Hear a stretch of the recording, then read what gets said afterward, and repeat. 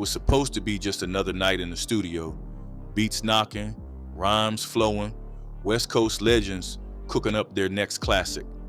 But outside those walls, trouble was already brewing.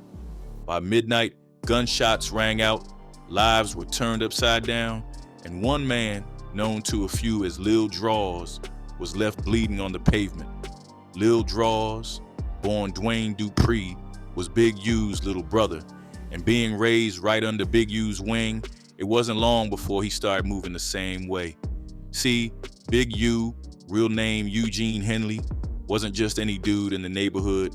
He was the definition of a big homie, somebody you didn't just want on your side, you needed him on your side. Big U jumped into the streets early. He was out there stealing cars as a youngin', no cap. Things got too hot in Cali, so his people shipped him off to Chicago for a minute. But he found his way back to LA in the 80s, and that's when the real story kicked off. See, back then, South Central was a war zone. Gang wars had the whole city on edge, and that's where Big U carved out his name. He was heavy with the rolling 60s neighborhood Crips, and people knew not to play with him. Word around was that he stayed throwing hands in the parking lot of World on Wheels over in Mid-City. And it wasn't just talk, he earned that fear people had for him. Back then, he was deep in the game, making real money off the drug trade. But something changed when he picked up the autobiography of Malcolm X. That book hit different. It sparked something in him. He started thinking bigger than the block. That's when he made his pivot. Instead of running the streets, he started managing artists, many of them still tied to gangs but trying to flip their lives through music. One of the first people he worked with was Kurupt. Now, Kurupt's story starts on the East Coast. He was born and raised in Philly, but after a car accident involving his mom's car, he got shipped out to LA to live with his dad at just 15. That cross-country move hit him like a truck. Philly had its struggles, but LA, that was a whole different beast. He stepped off the plane with a rapper's mindset and a fresh pair of kicks. But out here, it wasn't about bars or fashion, it was about survival. One of his first wake-up calls came walking home from school. Somebody clocked him in the jaw just because he had on a pair of blue shoes. That was the intro. The message was clear. Out here, colors ain't just clothes, they mean life or death. He started learning the codes, the blocks, the sets, everything that came with being young and black in South Central. Kurupt's ties to the rolling 60s ran deep, and though some connections brought him close to the edge, others opened the doors. His talent on the mic eventually gave him a way out. Meanwhile, in 1991, Big U ended up getting caught in a sting. He thought he was about to hit a lick on a drug dealer, but it was a setup. He got locked up, but even while behind bars, he stayed tapped into the music scene, thanks to Kurupt. Kurupt made sure to keep the OG in the loop, updating him on moves being made, who was hot, and what was popping in the industry. Now, around the early 90s, Death Row Records started bubbling up, and it didn't take long before it exploded onto the scene, flipping the whole gangster rap game on his head and pushing West Coast rap straight to the top. This wasn't an overnight thing though. This was years in the making, and at the heart of it all was marrying Suge Knight and Andre Dr. Dre Young. Now, Suge Knight came up in Compton, a straight product of the streets. Before all the music and madness, he was chasing a football dream, playing at UNLV, and even getting a shot with the Los Angeles Rams. But that dream didn't stick. By 1986, he was working as a bodyguard, and one of his first big clients was Bobby Brown. That's when Suge started rubbing shoulders with industry players, and those connections would end up changing the course of hip-hop forever. In 1990, Suge crossed paths with Dr. Dre, who was still signed to Ruthless Records, rocking with NWA. Dre, Cube, and Eazy-E had just kicked the doors down with Straight Outta Compton a couple of years earlier. But behind the scenes, things were messy. Dre was getting fed up, feeling like he wasn't being paid what he was owed. Ice Cube had already bounced over similar money issues with Jerry Heller, the label's manager. That's when Suge and the d.o.c got together with a lawyer and started digging into the finances. They came back to Dre with a plan: leave ruthless, start fresh, and take control. The tricky part, getting out of those contracts. And that's where Suge's street tactics came in. Word is, Suge put serious pressure on Eazy-E, enough that Eazy ended up releasing Dre, the d.o.c, Michelle, and singer Jewel from their deals. With that, Suge, Dre, the d.o.c, and Dick Griffey got to work. At first, they wanted to name the label Future Shock, but then the idea of Death Row came up. Some say it was Suge's guy, Michael Harry O. Harris, or maybe the d.o.c himself, who pushed the name. Only issue was, that name already belonged to the unknown DJ, someone who used to work with Dre. So Dre and them bought the rights in July 1991, and by 1992, Death Row had officially transformed into Death Row Records. Now here's where it really gets deep. Suge linked up with Michael Harry O. Harris, a major figure who was actually behind bars at the time. Through his attorney, David Kenner, Harris set up Godfather Entertainment, which ended up being the umbrella company over Death Row. Harris came in quiet but heavy. He dropped $1.5 million and locked down a 50% share in the company. They even made it public with a big launch party at Chasen's in Beverly Hills. And just to set the tone, the invitations looked like subpoenas, pure Suge Knight energy. Not long after, Suge came knocking on Vanilla Ice's door, or more like barged in. Suge claimed that one of his producers, Mario Chocolate Johnson, helped write Ice Ice Baby and hadn't been paid. Suge rolled up on Vanilla Ice multiple times, even showing up to his hotel room on the 15th floor with Johnson and some muscle, including a dude from the LA Raiders. Vanilla Ice says Suge took him out on the balcony and made it real clear, either sign over those royalties or go for a ride over the edge. That check, it helped to bankroll Death Row's early moves. At first, Death Row operated out of a little office at Westwood and Wilshire, later moving to a bigger spot at Wilshire and San Vicente. One of their first big plays was landing the soundtrack deal for the film Deep Cover. That soundtrack introduced the world to Dr. Dre as a solo act and Snoop Doggy Dogg as his newest protege. By '92, Death Row was hot, and that's when Kurupt stepped in. He and Snoop met through a rap battle that went down between Kurupt's South Central crew and Snoop's Long Beach homies. Kurupt was tearing through everybody like he had something to prove, and when it was just him and Snoop left standing, they went bar for almost 45 minutes. Nobody won, but both of them knew something real had just sparked. After that, Kurupt got in the mix for real. He linked up with Daz Dillinger, Snoop's cousin, and together they formed the Dog Pound. With people like Lady of Rage, Nate Dogg, RBX, and of course Snoop and Dre all in the lineup, they helped turn Death Row into a straight-up powerhouse. Around this time, Dr. Dre was deep in the lab, putting together what would become the Chronic. Snoop Dogg was all over it, along with the rest of the core Death Row squad. Now over at Interscope Records, an LA label led by Ted Field and Jimmy Iovine, they were barely staying afloat. But they peeped the potential in that raw, unfiltered sound Dre was crafting. The same sound that had people like Tipper Gore up in arms. That controversy, it looked like money to Interscope. So Jimmy Iovine made a bold move. He sat down with Dr. Dre and Suge Knight and cut a $10 million deal to help fund and distribute Death Row Records. But real ones know it was John McClane who kicked that door open. He had already built a connection with Dre during the early sessions for The Chronic. Originally, Dre's solo debut was supposed to drop through Sony, but with Death Row already being labeled as too hot to handle and Dre's contract looking a little murky, Sony backed out. They didn't want that smoke. But Jimmy Iovine, he heard the music and was sold instantly. Problem was, they had to navigate a complicated deal with Priority Records, Dre's old home from the NWA days, just to make it happen. But they worked it out, and in December of '92, The Chronic finally hit the streets. Nobody saw just how big this thing was gonna be. And when that album finally dropped, it didn't just make noise, it shook the whole culture up.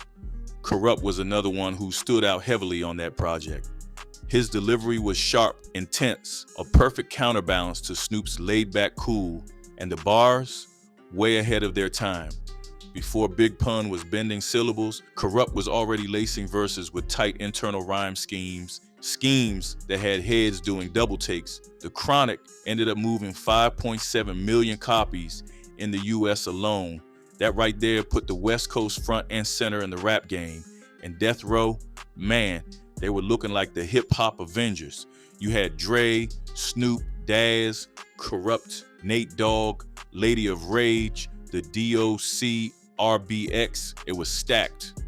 Once Dre blew up off the Chronic, he didn't slow down one bit. He went straight into working on Snoop's debut, Doggy Style. That joint dropped in '93 and shot straight to the top. Not only did it keep up with the Chronic, it straight up passed it. Quadruple platinum, over 4 million sold, #1 on Billboard. With Dre on the beats, that album gave us bangers like Gin and Juice and Who Am I? What's My Name? And just like that, Snoop was a superstar. But while Snoop's career was climbing, real life hit hard. Not long after Doggy Style dropped, he caught a murder charge. That set off alarms in the political world. People like C. Dolores Tucker and Dan Quayle, who were running for vice president at the time, started pushing hard against gangster rap. They called it violent, degrading to black women, and dangerous for society, especially with how it portrayed police. But even with all the controversy, Death Row kept applying pressure. In 1994 alone, they dropped the Above the Rim and Murder Was the Case soundtracks, and both hit big. By 1995, Death Row wasn't just hot, they were the label running hip-hop. Gangster rap was no longer just a street thing, it was mainstream and making big money. Then, that summer, Suge Knight made a move that shook the whole industry. After visiting Tupac at Clinton Correctional Facility in upstate New York, he slid down to NYC to join the Death Row Squad at the second annual Source Awards. Suge already had a reputation for being aggressive, and he lived up to it.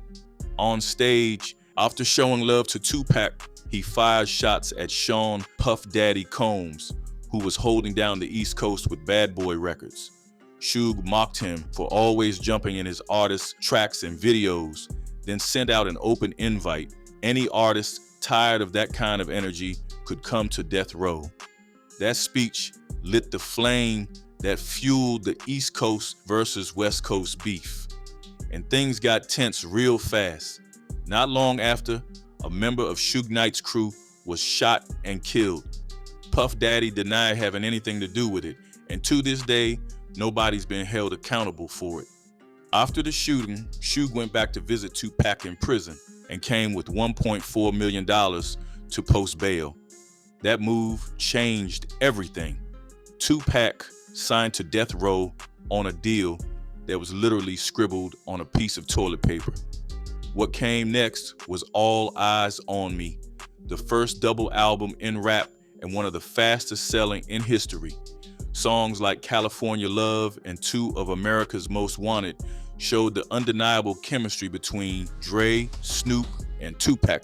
With all 3 of them locked in under Suge's guidance, Death Row wasn't just a label, it was a movement.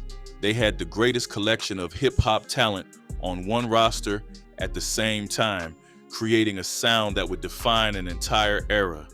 Then, in February 1996, Vibe magazine dropped a cover that perfectly captured the chaos, power, and myth of Death Row Records. They called them hip-hop's ferocious first family, and that photo said it all. Tupac, Suge Knight, Snoop Dogg, and Dr. Dre posted up like some West Coast Goodfellas. But it wasn't just a flex, it told the story of a label that was both at its peak and on the edge of collapse. Death Row was printing platinum plaques like a factory, but every one of those hits came with drama, arrests, and courtroom appearances. Even when that Vibe issue dropped, Snoop was still fighting a murder charge. Photographer Ken Nahum, who worked with the label, remembered the shoot vividly. Pac and Suge showed up wearing ankle monitors. The vibe wasn't business as usual. It felt more like a scene out of a crime flick. Ken said it best. These were gangsters on the run, not just rappers chasing a dream. At its height, Death Row was pulling in over $100 million a year. The crew carried themselves like they couldn't be touched, but success came with chaos. Alan Light, Vibe's editor-in-chief at the time, said that the danger and aggression people saw on the label wasn't a red flag, it was part of the appeal. But even he knew that kind of wild energy couldn't last forever. Behind the scenes, the walls were starting to crack. The studio had become a dangerous place, filled with Suge's gang-affiliated entourage, and even some off-duty cops who would later get tied to the Rampart scandal. Suge was running the place like a street boss. His grip on the artist tightened, and his moves got more cutthroat. Snoop would later describe the environment like a chokehold. Nobody could breathe, and everybody felt the pressure. The vibe turned darker. Loyalty started fading. Suge and his lawyer, David Kenner, had already pushed out the original founders behind the scenes, and trust within the crew was basically gone. Dre had enough. By March 1996, he walked away from it all and launched Aftermath under Interscope. That move right there was the beginning of the end. Once Dre and his golden touch were gone, Death Row's momentum started crashing hard.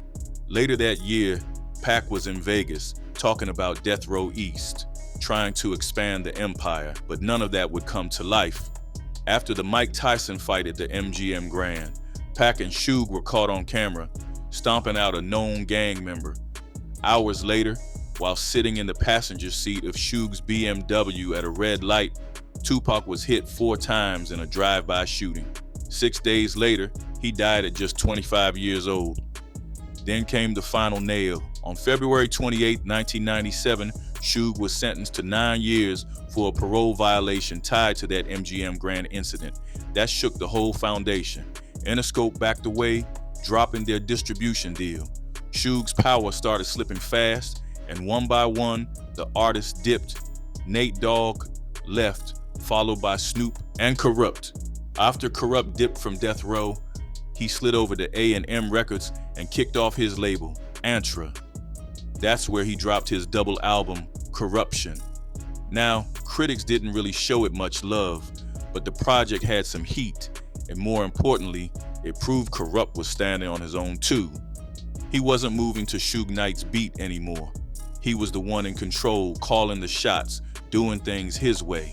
But while he was locked in with Daz, cooking up his next joint, The Streets Is a Mother, things took a wild turn real quick. It was October 1999, late night, and Kurupt and his people were up at Echo Sound's music studio in Atwater Village.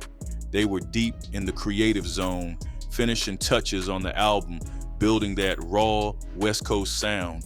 Daz was there too, his day one, but while they were vibing inside, something was already brewing outside. Around 11:40 p.m. out of nowhere, at least 2 armed men pulled up and let loose. Gunfire lit up the night, targeting 3 people, Lil Draws, G-Von Realistic Jones, and Willard Act the Fool Givers. Draws, who wasn't just security for Daz and Kurupt, but also someone who moved with them heavy like family, was hit multiple times in the chest. He died right there at the scene. Jones and Givers caught bullets too, 1 in the foot, 1 in the calf. They made it out alive, rushed to the hospital, and were later released. A lady living near the studio said she heard some loud arguing just before the shots rang out, but she brushed it off at first, thinking it was the usual studio drama. Then, everything flipped. She described hearing 2 distinct types of gunfire, looked outside, and saw somebody lying on the ground. People were yelling for help, screaming for someone to call the cops. To this day, the shooters are still unidentified. Nobody knows exactly what sparked it. Kurupt would later explain there was some kind of tension earlier that night. He remembered Draws and a few others being outside when something must have kicked off. Nothing got physical at that point, but not long after, those same people came back, and that's when the shots started flying. Losing Draws hit Kurupt hard. That wasn't just security. Draws was like family, like a little brother. The pain in Kurupt's voice when he speaks about it says everything. They were close, real close. And that night, a part of him was taken. The general manager of Antra Records released a statement after the shooting went down. They hinted that the situation might have been sparked by people misreading a hidden track off Kurupt's upcoming album. Now, the track in question, no doubt it was Calling Out Names, a record where Kurupt didn't just throw jabs, he aired people out. Foxy Brown, DMX, the Rough Riders, The Firm, nobody was safe. The label ended their statement saying, beef should be handled through lyrics, not violence, and expressed their sadness over the loss of life. Now, let's rewind a little. Before Foxy Brown dropped her Il Na Na album in '96, she and Kurupt were actually engaged. Dude had moved out west from Philly and fell hard for her. But things started looking funny when Kurupt began hearing whispers about Foxy and her label mate DMX getting too close. Then in '99, Foxy dropped a track called Dog and A Fox with DMX on her China Doll album, and that was basically the last straw. Kurupt ended the engagement and fired back with Calling Out Names. That track was straight venom.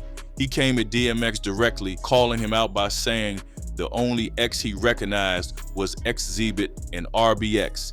He even accused DMX of trying to steal his girl and added that they could both have her. That kind of heat had people shook, especially with the raw West Coast production from Fred Wreck behind it. Kurupt kept it real when he sat down with Charlemagne the God. When the cheating rumors came up, he didn't dodge it. He straight up confirmed it. He said folks in the industry were hitting him up, telling him what they'd seen between Foxy and DMX. Even his own people were putting him on game.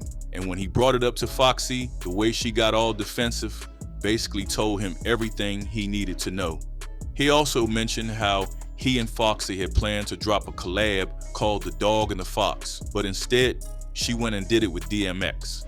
That right there let him know exactly where things stood. Then DMX came through with Party Up, Up in Here, produced by Swizz Beatz. And that joint went crazy.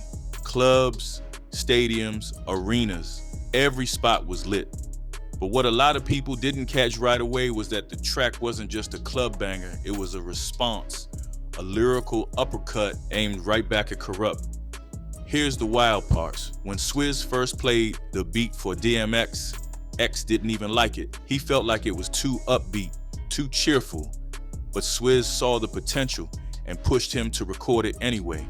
The final result, a beat full of energy, layered with one of X's most aggressive performances ever. That contrast is what made the song hit so hard. It eventually became DMX's biggest hit in the US, going triple platinum and reaching number 27 on the Billboard Hot 100. And while DMX never named names in the track, people started connecting the dots, especially when Gail Gotti, Kurupt's ex-wife, spoke up about it. She confirmed that Party Up was indeed a response to Kurupt's Calling Out Names. She said DMX was clapping back after Kurupt accused him of messing with Foxy while they were still engaged. And when you go back and really listen, it's hard not to hear it. That second verse where DMX says, "You whack, you twisted, your girl's a hoe, and the kid ain't yours, and everybody know," felt way too specific. Then there's another bar where he raps about dudes whining over women who were never theirs to begin with, purely echoing the drama that had been going down. Even Xzibit backed it up during a podcast interview. He admitted he had no idea at the time, but later learned Party Up was DMX's way of clapping back at Calling Out Names. He said it best, they were fighting over Foxy Brown, and the whole thing turned into a hip-hop 101 lesson in subliminal disses. Of course, both Foxy and DMX denied everything. DMX's camp even dropped a statement saying he was down in Miami working on music and had no clue what all the drama was about. They called the whole thing unfortunate and basically tried to distance themselves from it. Then Antra Records came back with another statement, trying to clean things up. They said somebody from their team got misquoted online. They never said what caused the shooting. and they apologized to anyone who got pulled into it. At the end of the day, they said their focus was on the family of Dwayne Dupree, who had lost his life. As time went on, it turned out Lil Draws' murder wasn't even about rap beef. After all, investigators eventually pointed to a man named Timothy McGee as the main suspect. Fast forward to 2009, and McGee, once one of America's most wanted, was in court. Rocking an orange jumpsuit, shackled at the wrists and ankles, he sat there as the judge hit him with the death sentence for 3 murders, including Lil Draws. What are your thoughts on this story? Appreciate you watching. If you enjoyed the video, hit that like button and make sure to subscribe for more.